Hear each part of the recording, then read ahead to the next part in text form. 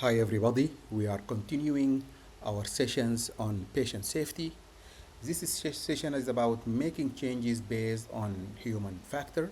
My name is Ihab Abdurrahman Ihab Tarawa, consultant of acute care medicine at Soba University Hospital, professor of medicine, University of Khartoum. I am the dean of Sama Institute of Health. Objectives of this session, we would like to discuss how process changes can reduce the impact of human factors that contribute to errors, and we would like to describe how to make changes in processes based on human factor engineering.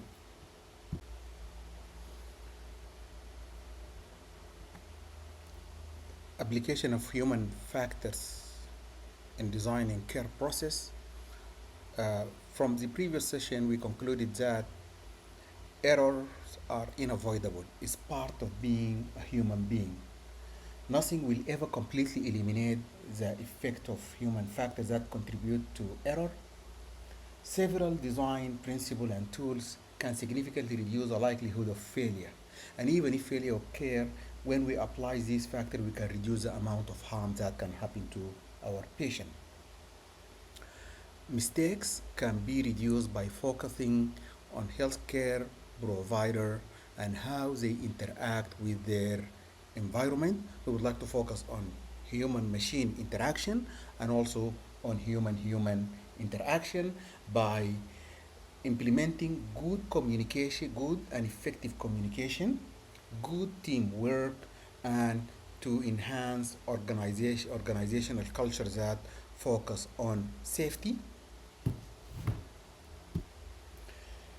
Human factor engineering seeks to identify and promote the best fit between people and the environment in which they live and in which they work, especially in relation between human and technology, physical design of the environment in which they are present and they do their work.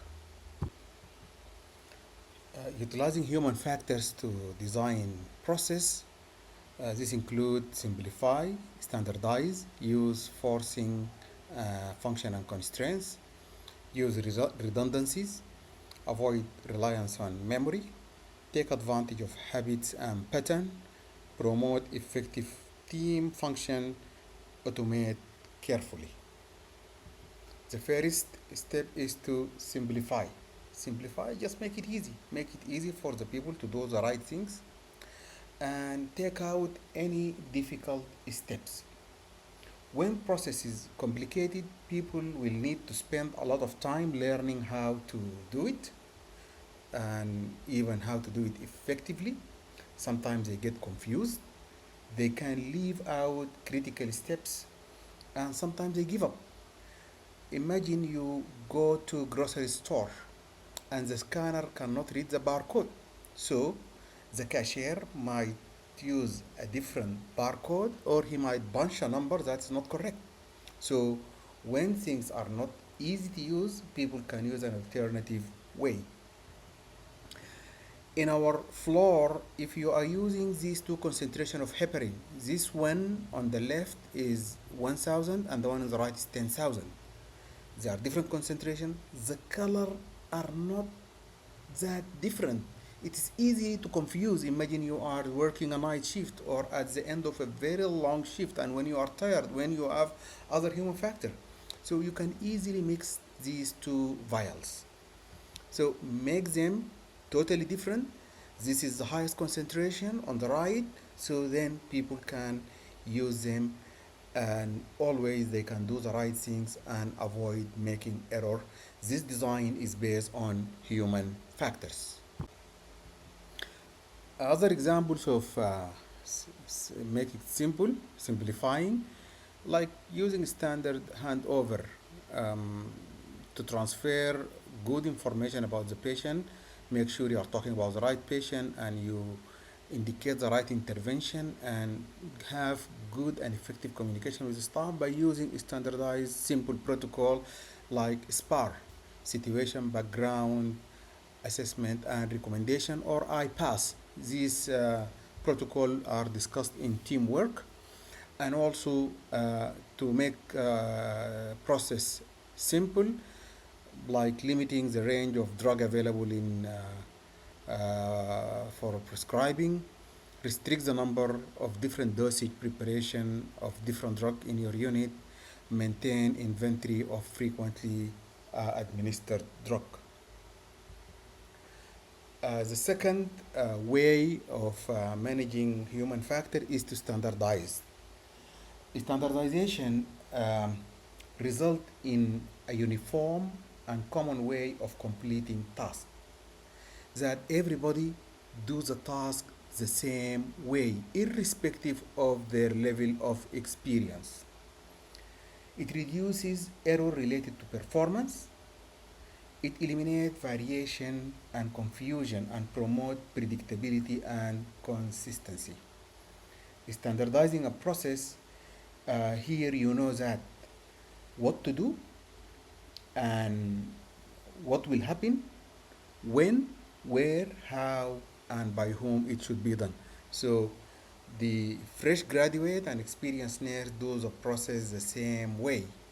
Example of standardizing process in our daily life, like use of standard order form for ordering anticoagulation, ordering blood product, and submitting OR list.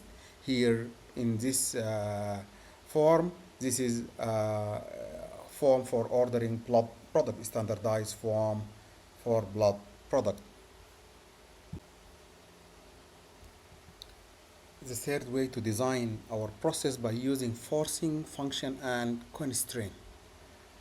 It is just by using forcing function and constraint, it is to make it easy to do the right thing and to make it hard to do the wrong thing.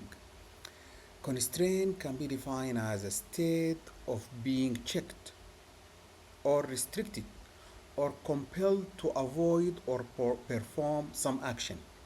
If you see this old computer fitting, if you are using the wrong cable, it will not fit.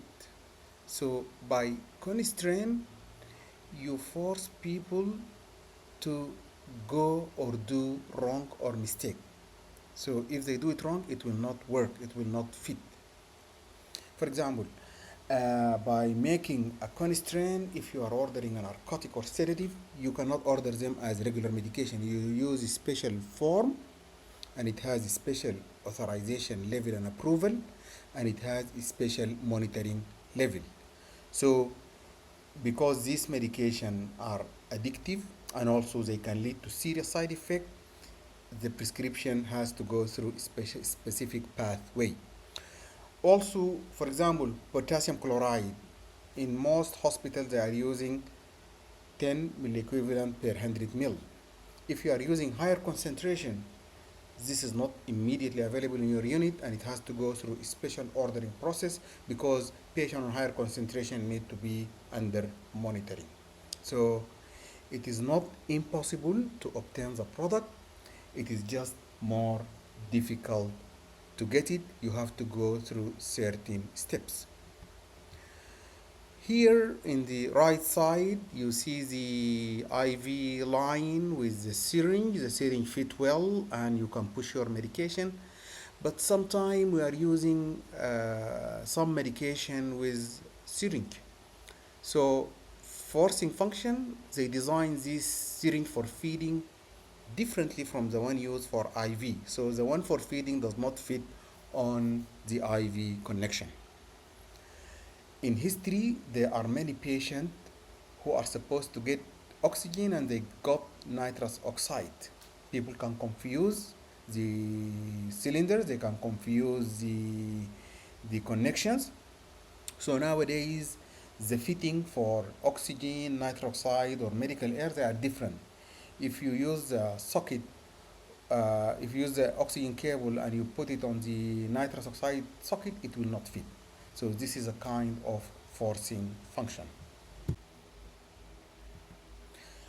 The fourth intervention is to use redundancy. Redundancy in process involves double checking. One person checks the work of another person. The person who is doing the second checking should be independent and he should follow all the steps involved in the process.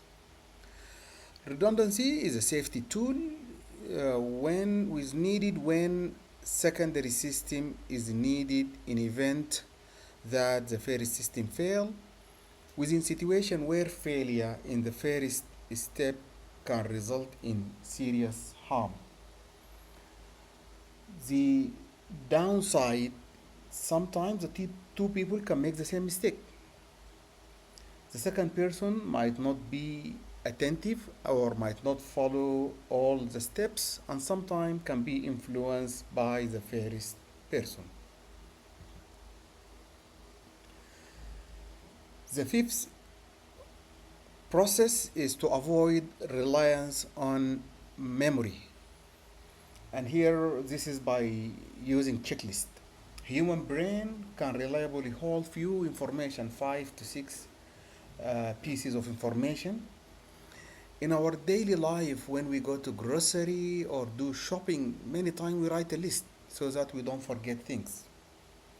Checklist is used in many industries in which forgetting something make a mistake, forgetting something or making a mistake can have a serious consequences. It is used by pilots before flight.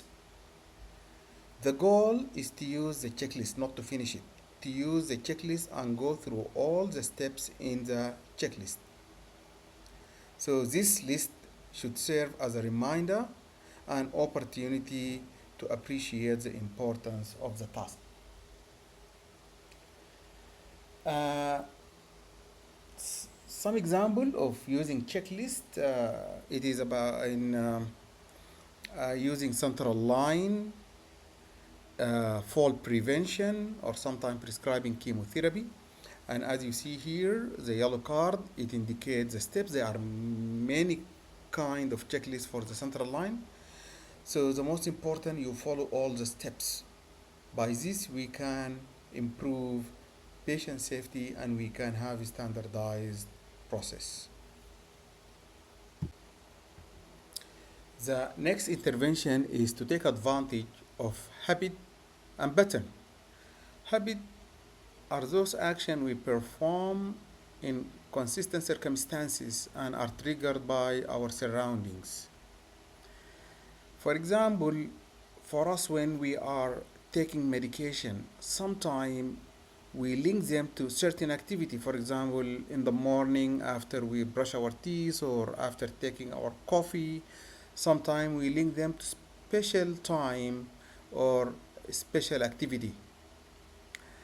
And we notice that when people coming to clinics, they usually take their insurance card. Some organizations develop insurance cards that can hold the medication list.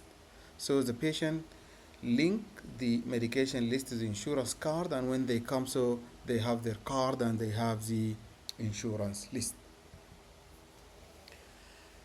And the seventh process is to promote effective team function. Working as a team and communicating effectively can mitigate the factors that contribute to errors. As we know now, healthcare delivered by many teams. There are teams in the ER, teams of nurses, team of the lab worker, team of the radiologist, and even in the medical team there are different levels: consultant, resident, junior resident, and sometimes students. When working as a team, each member has a better understanding of the other member's competence and reliability.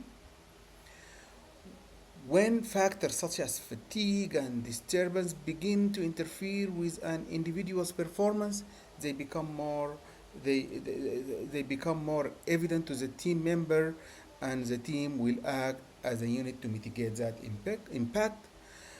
We're going to have a full session about teamwork and effective team performance.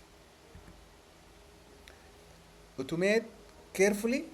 Technology provides many advantages when used to mitigate the effect of human factor contributing to error. We can use technology as a reminder system a reliable way to ensure that task is completed as designed, screen for error, and so on. Take home, errors are inevitable in life and in health delivery system. Attention to human factor principle can lead to reduction in error and its consequences. Design principle based on human factor include simplify, standardize, use forcing function and constraints, use redundancies, avoid reliance on memory, take advantage of habits and pattern, promote effective team function, automate carefully, and thank you.